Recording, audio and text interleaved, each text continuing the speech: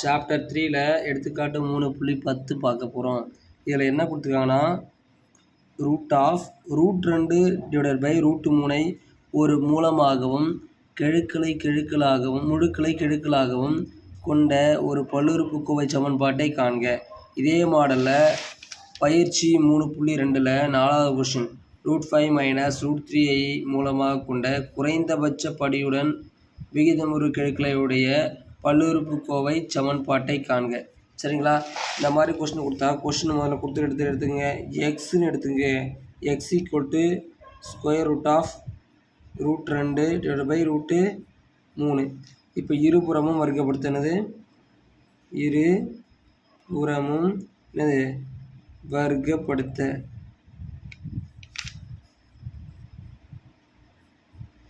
இங்கிலீஷில் squaring on both side. சரியா? அப்போ என்ன வரும்? எக்ஸ் ஸ்கொயர் என்ன வரும்?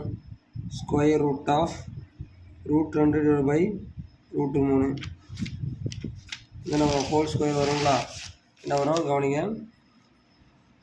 Whole square. இந்த ஸ்கொயருக்கும் இந்த ரூட்டு கேன்சல். ரிமைனிங் என்ன இருக்குது? X square equal to √2/√3. திரும்ப இருபுறமும் என்ன பண்ணுறோம்? வர்க்கப்படுத்துகிறோம்.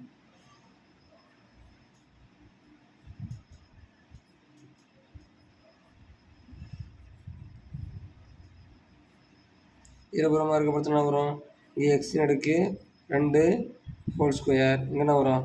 2 ரூட் இருக்கா? டிவைடில் போட்டு 2/√3 போட்டுக்கலாமா? 2 ஹோல் ஸ்கொயர். ஸ்கொயருக்கு இந்த ரூட்டு கேன்சலு. ஸ்கொயர் பண்ணால் வரும் x⁴ equal to route cancel மீதி இருக்கும் 2/3.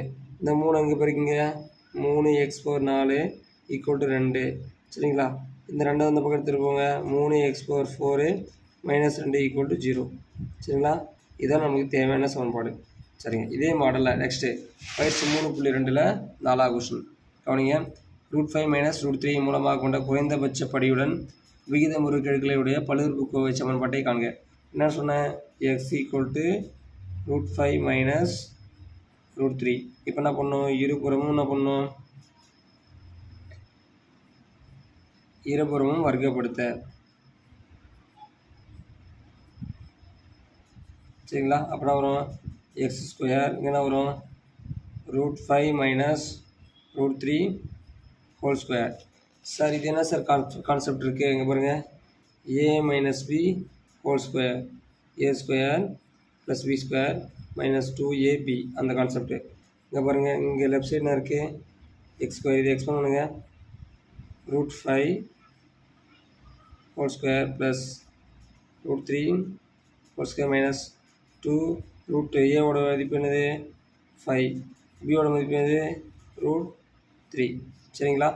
இப்போ ஸ்கொயருக்கு ரூட்டு கேன்சல், ஸ்கொயருக்கு ரூட்டு கேன்சல். மீதி என்ன இருக்குது? 5 + 3 -2. 5 3 ரூட்டுக்குள்ளே பிரிங்க. √15. இங்கே என்ன இருக்குது? X square. இப்போ இங்கே என்ன இருக்குது? ரெண்டுத்தையும் கூட்டுங்க. எக்ஸ் ஸ்கொயர் ஈக்குவல் டு 5 + 3 கூட்டின நேரத்தில் வரும் 8 -2 √15. இப்போ இந்த 8 இந்த பக்கம் எடுத்து வருங்க. X square -8 equal to -2 √15. சரிங்களா? திரும்ப என்ன பண்ணோம்? இருபுறமும் வர்க்கப்படுத்துகிறோம். வர்க்கப்படுத்த. இப்போ என்ன வரும்? X square -8 whole square. ஏன்னா வர்க்கப்படுத்துகிறோமா? திரும்ப என்ன பண்ணுவோம்? ஹோல் ஸ்கொயர் வரும். அதே மாதிரி என்னது? -2 √15 ஹோல் ஸ்கொயர். இது எப்படி இருக்குது? a - b whole square. அப்போ ஏவோட value X square whole square -8 whole square minus plus a square plus b square -2a மதிப்பு என்னது? X square. பியோட மதிப்பு என்னது? 8 மைனஸ் 2 ஸ்கொயர் பண்ணால் 4. இங்கே பாருங்கள். √15 ஹோல் ஸ்கொயர். ஸ்கொயருக்கு ரூட்டு கேன்சல். மீதி இருக்கும் 4 × 15. சரிங்களா? இங்கே எக்ஸ்பேண்ட் பண்ணுங்கள். x⁴ ப்ளஸ் 8 எவ்வளோ?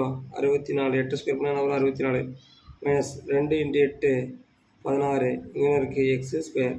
இப்போ இந்த 4 15 பேருக்குங்க 60. இந்தாண்ட இருக்குது x⁴ ப்ளஸ் 64 -16 எக்ஸ் ஸ்கொயர். இந்த 60 இந்த பக்கம் எடுத்து வந்துருங்க. x⁴ plus 64 minus 16x² minus 60 equal to 0. இப்போ கழிச்சு எழுதுங்க. x⁴ மைனஸ் 16x², 64ல் 60 போச்சுன்னா ப்ளஸ் 4 ஈக்குவல் டு 0. இதுதான் தேவையான சமன்பாடு. இது 5 மார்க். இந்த கொஷின் வந்து 2 மார்க்கில் கேட்பாங்க, 2 மார்க் 3 மார்க்கில் கேட்பாங்க. இந்த கொஷினை 5 மார்க் கேட்பாங்க. ஒன்றும் இல்லைப்பா, இங்கே பாருங்கள், எக்ஸ் ஈக்குவல் எடுத்துக்கிறோம், இது புறம் மார்க்கை பொறுத்தவரை 2 பக்கம் ஸ்கொயர் வரும். இது a-b² ஃபார்மேட்டில் எக்ஸ்பேண்ட் பண்ணால் இந்த square route cancel, square route cancel 2ab. 2 × √5 √3, அது பிறகு √15. 5க்கு 5 3 கூட்டினா வரும் 8. இப்போ இந்த 8 அந்த பக்கம் எடுத்து வந்துருங்க, மீதி இருக்குது திருமணி எழுதுங்க. திரும்ப இருபுறம் வர்க்கப்படுத்தினா இந்தாண்டு என்ன வரும், a-b² அதை எக்ஸ்பேண்ட் பண்ணுங்கள். a² + b² plus minus 2ab minus a-வோட b², b-யோட 8. சரிங்களா? இந்தாண்ட வந்து பார்த்தோன்னா 2 ஸ்கொயர் போனால் 4 வந்துடும், மைனஸ் வந்து ப்ளஸ் ஆகிடும். 2க்கும் இப்போ ரூட்டுக்கு வர்க்கப்படுத்தணுன்னது இந்த ரூட்டுக்கு இந்த 2 கேன்சல், அதுதான் ஒரு ஸ்டெப் போட்டு காட்டியிருக்கேன். அப்போ 4 × 15 எவ்வளோ, 60. x⁴ 64, 2 × 8 16, மீதி இருக்குது x². இங்கே எப்படி x⁴ இந்த அடுக்கு 2 பிரிக்கணும், 2 2 4. சரிங்களா? அப்போ x⁴ 64 மைனஸ் 16x², 4 5 60, இந்த 60 நடத்துனா மைனஸ் 60 ஆகிடும். அப்போ x⁴ மைனஸ் 16x², 64ல் 60 போச்சுன்னா 4. சரிங்களா? ரொம்ப இம்பார்ட்டன்ட் கொஷின். அதே மாதிரி இந்த model question 3 mark question. Thank you to all.